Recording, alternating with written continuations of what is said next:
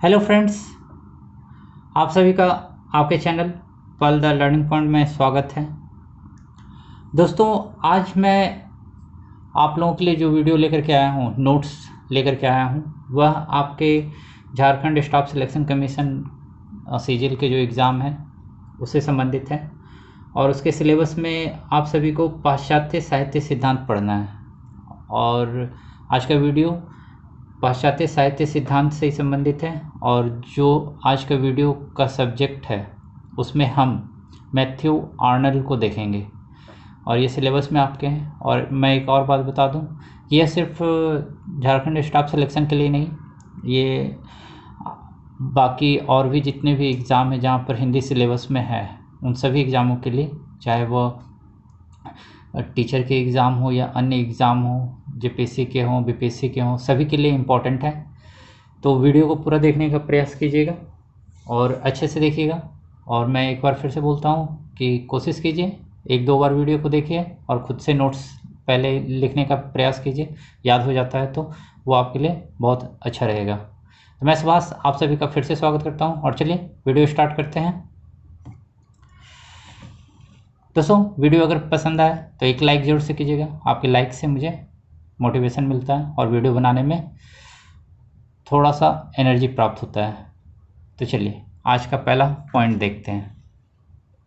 देखिए, जैसा मैंने आपको बताया कि पाश्चात्य साहित्य सिद्धांत हम देखेंगे और उसमें जो हम देख रहे हैं वो कौन है? मैथ्यू आर्नल्ड हैं, ठीक है, जिनका हम जीवन परिचय संक्षिप्त में देखेंगे और प्रमुख रचना जो उन्होंने की है उसके बारे में हम देखेंगे। तो यहाँ पर जो पहला पॉइंट है, देखिए क्या बोला जा रहा है मैथ्यू आर्नल्ड के बारे में। देखिए, पहला पॉइंट बोला जा रहा है, मैथ्यू आर्नल्ड कवि, साहित्यिक, सामाजिक और धार्मिक आलोचक थे। मैथ्यू आर्नल्ड कवि तो थे ही, साथ में वो आलोचक भी थे। और आलोचक किस प्रकार के थे? तो साहित्यिक आलोचक थे, जो इनसे पहले जितने लोगों ने कुछ साहित्य लिखा उसके आलोचक थे। सामाजिक, समाज से जुड़े हुए चीज़ों के, और धार्मिक आधार पर भी वह आलोचक थे। याद रखिएगा। देखिए, मैथ्यू आर्नल्ड के बारे में बोला जा रहा है वो क्या सोच रखते थे, मैथ्यू आर्नल्ड की क्या सोच थी। तो यहाँ देखिए, मैथ्यू आर्नल्ड स्वच्छंदतावादी, जिसे में रोमांटिक बोला जाता है, मान्यताओं का खंडन करते हुए वो क्या चाहते थे? प्राचीन अभिजात्यवादी, क्लासिक अभिजात्यवादी सिद्धांतों को पुनः स्थापित करना चाहते थे। यानी कि स्वच्छंदतावादी जो सिद्धांत चल रहा था उसके जगह पर वो अभिजात्यवादी सिद्धांत को पुनः स्थापित करना चाहते थे। उनका मानना था कि पहले के जो समय था वो काफ़ी अच्छा था, तो वो पुराने समय को ही फिर से वो वर्तमान समय में भी लाना चाहते थे। सोच को, जो लोगों के बीच में एक दूसरे के प्रति भावना थी, उसे फिर से वो जागृत करना चाहते थे। क्योंकि जैसे जैसे समय बीतता जा रहा था तो लोगों के बीच में द्वेष, मतभेद ये सब बढ़ते जा रहे थे। तो इसलिए यह सोच मैथ्यू आर्नल्ड की थी, तो इसे याद रखिएगा। नेक्स्ट पॉइंट देखिए, मैथ्यू आर्नल्ड का जन्म से संबंधित है कि मैथ्यू आर्नल्ड का जन्म कब हुआ था। तो देखिए, मैथ्यू आर्नल्ड का जन्म 24 दिसंबर 1822 में हुआ था। और कहाँ हुआ था? लिलेहम, इंग्लैंड में, ठीक है। तो जन्म हुआ है 1822 में, 1822 में।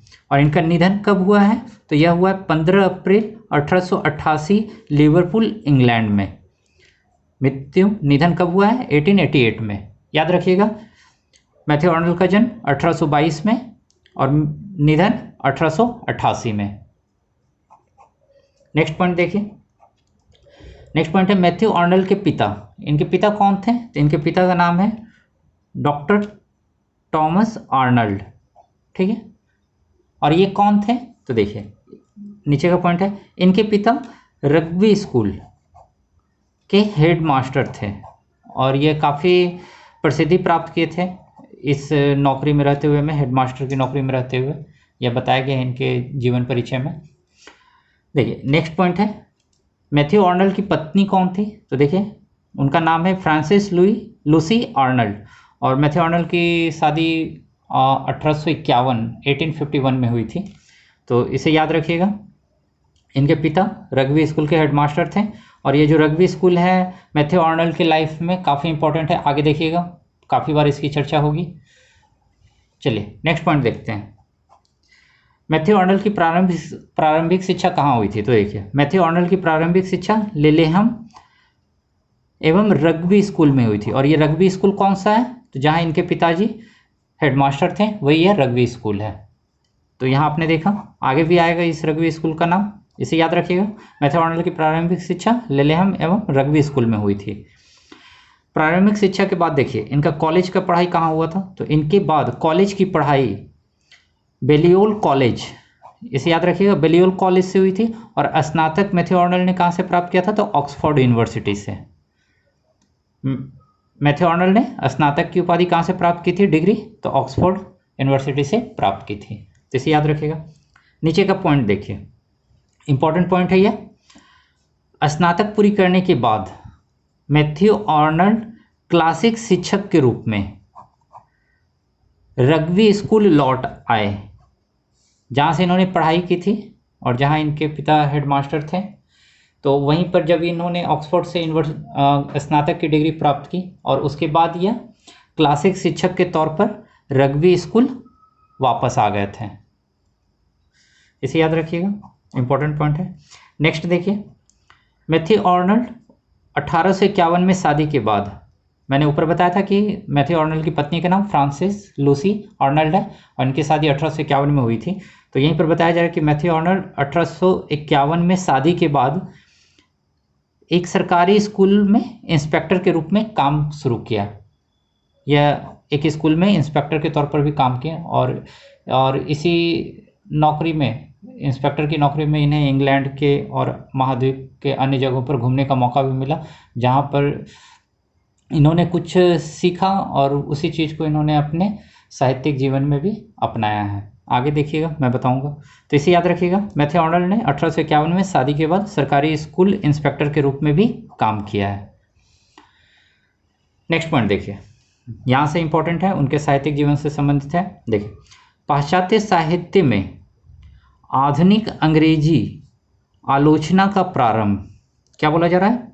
पाश्चात्य साहित्य में आधुनिक अंग्रेजी आलोचना का प्रारंभ मैथ्यू आर्नल्ड से माना जाता है। ऐसा माना जाता है जब मैथ्यू आर्नल्ड का निधन 1888 में हुआ, तो उसके बाद जो आलोचना की गई उसी को आधार बनाया गया कि आधुनिक अंग्रेजी आलोचना का प्रारंभ मैथ्यू आर्नल्ड से माना गया है 1888 के बाद से ही। तो इसी के लिए यह बोला जा रहा है कि पाश्चात्य साहित्य में आधुनिक अंग्रेजी आलोचना का प्रारंभ मैथ्यू आर्नल्ड से माना जाता है। इसे याद रखिएगा। यहाँ देखिए एक इंपॉर्टेंट पॉइंट है, किंतु मैथ्यू आर्नल्ड ने अपनी साहित्यिक जीवन की शुरुआत काव्य रचना से की। यहाँ पर देखिए बोला जा रहा है कि आलोचना का प्रारंभ मैथ्यू आर्नल्ड से हुआ, यानी कि आलोचना इनका सबसे ज़्यादा फेमस हुआ था जिससे इन्हें प्रसिद्धि प्राप्त हुई थी। लेकिन मैथ्यू आर्नल्ड ने सबसे पहले साहित्यिक जीवन किससे शुरुआत की थी? तो काव्य रचना से शुरू की थी। कविता इन्होंने शुरू में लिखा, कवि थे, बाद में इन्होंने आलोचनात्मक रचनाएं की। तो इसे याद रखिएगा, मैथ्यू आर्नल्ड ने अपने साहित्यिक जीवन की शुरुआत किससे की थी? तो काव्य रचना से। ये क्वेश्चन भी बनता है। चलिए नेक्स्ट पॉइंट देख लीजिए। 1843 में 1843 में मैथ्यू आर्नल्ड द्वारा रचित कविता क्रोमवेल के लिए पुरस्कार से सम्मानित किया गया था। मैथ्यू आर्नल्ड को क्रोमवेल के लिए पुरस्कार से सम्मानित किया गया था। मैं यहाँ पर बता दूं कि मैथ्यू आर्नल्ड के और 6 भाई थे, टोटल 6 भाई बहन थे इन लोग। तो उसमें से जो बड़े भाई थे, इनके टॉम नाम था, वो भी लिखने का काम करते थे और बचपन से ही साथ में मैथ्यू आर्नल्ड उनके साथ में ही कुछ रचनाएं लिखा करते थे और जो उनके द्वारा रचना की गई उनके लिए उन्हें पुरस्कार भी प्राप्त हुआ है। कुछ रचनाएं रग्बी स्कूल के जो पत्रिका थी उसमें भी छपी थी। तो इसे याद रखिएगा। जैसा मैंने बताया कि उनके 6 भाई बहन थे मैथ्यू आर्नल्ड, तो वो मैंने नाम नहीं बताया, लेकिन मैं एक जल्दी में आपको जो 6 भाई बहन हैं उनका नाम बता देता हूँ। देखिए, उनके जो पहले भाई थे उनका नाम टॉम था, सेकंड में ट्रेवनेंट थे, थर्ड में रिचार्ड, फोर्थ में लूसी, फिफ्थ में एलिनोर और जो छठे थे वो बासिल। ठीक है, तो इन्हें याद रखिएगा, ये इंपॉर्टेंट नहीं है फिर भी मैंने यहाँ पर बता दिया है। तो इसे याद रखिएगा। क्रॉमवेल जो उनकी रचना थी शुरुआत में 1843 में, तो उसके लिए उन्हें पुरस्कार भी प्राप्त हुआ था। नेक्स्ट देखिए, इंपॉर्टेंट पॉइंट है ये। 1857 में मैथ्यू आर्नल्ड को ऑक्सफोर्ड में प्रोफेसर ऑफ पोइट्री का पद दिया गया था। इंपॉर्टेंट है यह, पूछा जा सकता है कि 1857 में मैथ्यू आर्नल्ड को प्रोफेसर ऑफ पोइट्री का पद कहाँ दिया गया था, तो ऑक्सफोर्ड में दिया गया था। ठीक है, ऑक्सफोर्ड यूनिवर्सिटी में। नीचे का पॉइंट देखिए, बहुत इंपॉर्टेंट है, उनके साहित्यिक रचना से संबंधित है। मैथ्यू आर्नल्ड साहित्यिक की रचना एवं उसका मूल्यांकन का आधार किसे मानते हैं, तो वह जीवन को आधार मानते हैं अपनी साहित्यिक रचना और उसके मूल्यांकन का। यह इंपॉर्टेंट है, किसे आधार माना गया है मैथ्यू आर्नल्ड के द्वारा साहित्यिक रचना और उसके मूल्यांकन का, तो जीवन। उनका मानना है कि कुछ भी रचना की जाए, अगर वो जीवन में कोई उपदेश या कोई भावना को नहीं व्यक्त कर पाता है तो वह बेकार है, वह रचना बिल्कुल काम की नहीं है।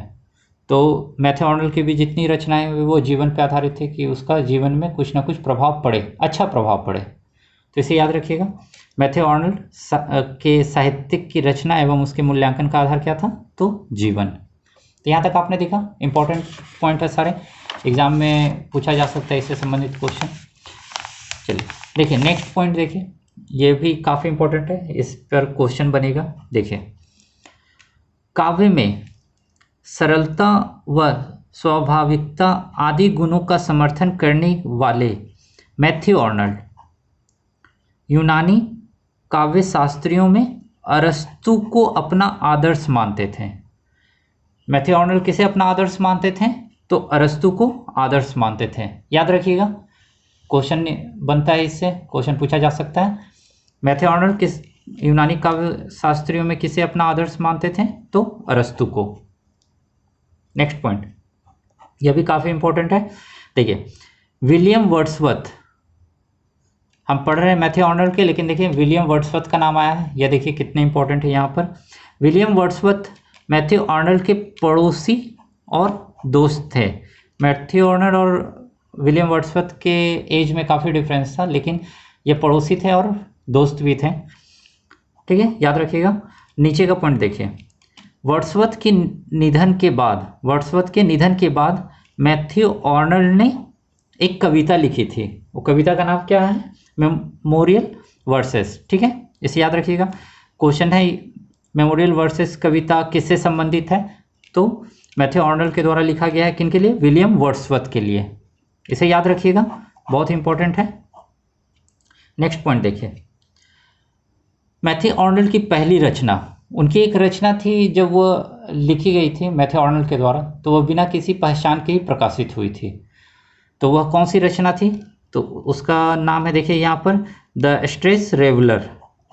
क्या नाम है, द स्ट्रेस रेवलर, बिना किसी पहचान के प्रकाशित हुई थी। और यह कब प्रकाशित हुई है, तो 1849 में, 1849 में। इसे भी याद रखिएगा, इंपॉर्टेंट है, वो क्वेश्चन बनता है वो। नेक्स्ट पॉइंट देखिए, मैथ्यू आर्नल्ड का मत, उनका मानना था, देखिए क्या है, मैथ्यू आर्नल्ड का मत है कि जिस कविता में आदर्श या उपदेश का अभाव हो वह काव्य बेकार है। उनका मानना था कि कविता कैसी भी हो, लेकिन उसमें कोई आदर्श वाक्य हो, उपदेश मिलता हो, जिससे नागरिक या जो समाज के व्यक्ति हैं उन्हें उससे कुछ सीखने के लिए मिलता हो, अच्छा सीखने के लिए, तो वो काव्य ठीक है। लेकिन अगर जिनमें इन चीज़ों का अभाव है वह काव्य बेकार है, यानी कि उसका कोई महत्व नहीं है। तो यह इंपॉर्टेंट पॉइंट है, जिस कविता में आदर्श या उपदेश का अभाव है वह काव्य बेकार है। यह कथन किसका है, तो मैथ्यू आर्नल्ड का है। अब जैसा हमने ऊपर देखा था, मैथ्यू आर्नल्ड ने जो अपना साहित्यिक जीवन शुरू किया था वो कविता से शुरू किया था, कवि थे, बाद में वो आलोचक हुए। तो उनकी जो प्रमुख काव्य कृतियाँ हैं उन्हें हम देख लेते हैं एक नज़र में, बहुत इंपॉर्टेंट है। देखिए यहाँ पर मैथ्यू आर्नल्ड की प्रमुख काव्य कृतियाँ, पहला, जैसा अभी मैंने बताया था ऊपर में, पहला है द स्ट्रेस रेवलर, यह कब प्रकाशित हुई? तो 1849 में, 1849 में। सेकंड जो है उसे देख लीजिए, एम्पेडोक्लस ऑन एटना, यह कब प्रकाशित हुई? तो 1852, 1852 में। थर्ड है पोएमस बाय मैथ्यू आर्नल्ड, ये 1853 में। नेक्स्ट है सोहराब एंड रुस्तम, यह 1853 में। नेक्स्ट है स्कॉलर जिप्सी, यह है 1853 में। नेक्स्ट मीरोप, यह प्रकाशित हुई है 1855 में। नेक्स्ट जो उनकी रचना है वह है न्यू पोएमस, वह प्रकाशित कब हुई है? तो 1857 में। और नेक्स्ट है थायरेसिस, यह 1865 में। यह प्रमुख उनकी रचना है, काव्य कृति है जो उनके द्वारा लिखी गई और प्रकाशित हुई। इसे याद रखिएगा कि कब कौन कौन सी रचना प्रकाशित हुई है। क्वेश्चन भी पूछा जा सकता है, या इनमें इस तरह से पूछा जा सकता है कि इनमें से कौन सी रचना मैथ्यू आर्नल्ड की नहीं है या फिर है, तो इसे याद रखिएगा। नेक्स्ट देखिए, नेक्स्ट पॉइंट, मैथ्यू आर्नल्ड का साहित्यिक जीवन। मैंने इसके पहले इसके बारे में बताया है, वही पॉइंट है यहाँ पर। मैथ्यू आर्नल्ड का साहित्यिक जीवन का आरंभ काव्य रचना से हुआ है, मैंने अभी बताया था, परंतु स्वभाव एवं कर्म दोनों ही दृष्टि से वह पहले आलोचक थे, बाद में कवि। उनकी जो लिखने की शैली थी, उनका स्वभाव था, उससे वह पहले वो आलोचक माने गए, बाद में वो कवि माने जाते हैं। ठीक है, तो इसे याद रखिएगा। लेकिन उन्होंने साहित्यिक जीवन की शुरुआत कवि के रूप में ही किया था, वो इम्पोर्टेंट है, उससे जरूर से याद रखिएगा। तो यहाँ तक आपने देख लिया। अब देखते हैं, जैसा यहाँ पे बताया गया है कि स्वभाव और कर्म दोनों की दृष्टि से वह आलोचक थे, तो अब हम इनके द्वारा जो आलोचनात्मक कृतियां हैं उन्हें देखते हैं एक नज़र में। इम्पोर्टेंट है यह बहुत ही। देखिए यहाँ पर एक उनकी आलोचनात्मक कृति है, उसे हम देखते हैं, एसेज इन क्रिटिसिज्म। इसे याद रखिएगा, essays in criticism Matthew Arnold की आलोचनात्मक निबंधों का संग्रह है। ये बहुत इंपॉर्टेंट है, एग्जाम में इस पर क्वेश्चन पूछा जा सकता है। फिर से देख लीजिए, essays in criticism Matthew Arnold की आलोचनात्मक निबंधों का संग्रह है। और यह देखिए कब प्रकाशित हुआ है, इंपॉर्टेंट है। इसकी पहली श्रृंखला का प्रकाशन 1865 में हुआ, ईयर याद रखिएगा। एसेज इन क्रिटिसिज्म की पहली श्रृंखला का प्रकाशन कब हुआ है? तो 1865 में। और नेक्स्ट पॉइंट है, दूसरी श्रृंखला का प्रकाशन 1888 में हुआ है। और याद आ रहा होगा 1888 में ही उनका निधन हुआ है, तो निधन से पहले ही इसकी दूसरी श्रृंखला का प्रकाशन हुआ था। तो essays in criticism Matthew Arnold के आलोचनात्मक निबंधों का संग्रह है, और इसकी पहली श्रृंखला का प्रकाशन 1865 में और दूसरी श्रृंखला का प्रकाशन 1888 में हुआ है। इंपॉर्टेंट है यह, इसे याद रखिएगा। नेक्स्ट अब है इनकी जो प्रमुख आलोचनात्मक कृतियां हैं, मैंने उसे यहाँ पर लिखा है, उसे एक नज़र में हम लोग देख लेते हैं। मैथ्यू आर्नल्ड की प्रमुख आलोचनात्मक कृतियां, देखिए पहला है, ऊपर हमने देखा था वही है, एसेज इन क्रिटिसिज्म 1865 और 1888 में प्रकाशित हुई है। नेक्स्ट देखिए, on the study of selected literature, यह 1867 1867 में प्रकाशित हुई है।